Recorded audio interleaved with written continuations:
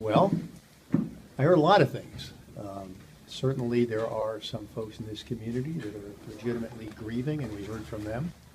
We heard a lot of folks who believe the First Amendment only applies to them and took great pains to shout down anybody that disagreed with them.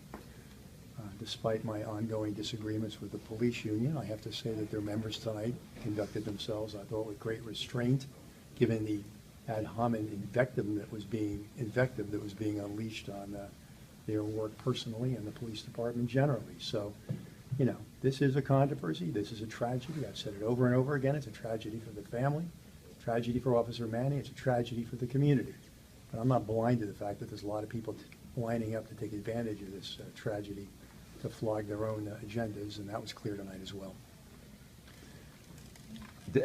You were accused of saying something to one of the protesters or one of the people in the stands. He accused you of... He was making so much noise, I have no idea what he's talking about, but he feels insulted. Too bad. What's your response to some of the people that thought you were being disrespectful by being on your phone and not being attentive to them? Well, I was on my phone, and yes, that's true. I was following developments with a 5-year-old little girl sitting on her dad's lap who just got shot in the head by a drive-by shooting. And if some of the people here gave a good goddamn about the victimization of people in this community by crime, I take some of their invective more seriously.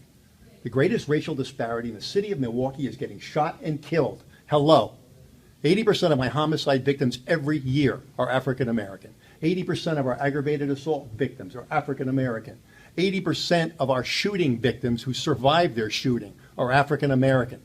Now, they know all about the last 3 people that have been killed by the Milwaukee Police Department over the course of the last several years. There's not one of them can name one of the last 3 homicide victims we've had in this city. Now, there's room for everybody to participate in fixing this police department, and I'm not pretending we're without sin. But this community's at risk, all right. And it's not because men and women in blue risk their lives protecting it. It's at risk because we have large numbers of high-capacity, quality firearms in the hands of remorseless criminals who don't care who they shoot. Now, I'm leaving here to go to that scene.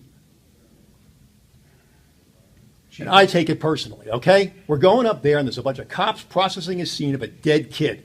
And they're the ones that are going to be out there patrolling and stopping suspects that may have guns under the front seat. They're the ones that are going to take the risks of their lives to try to clean this thing up.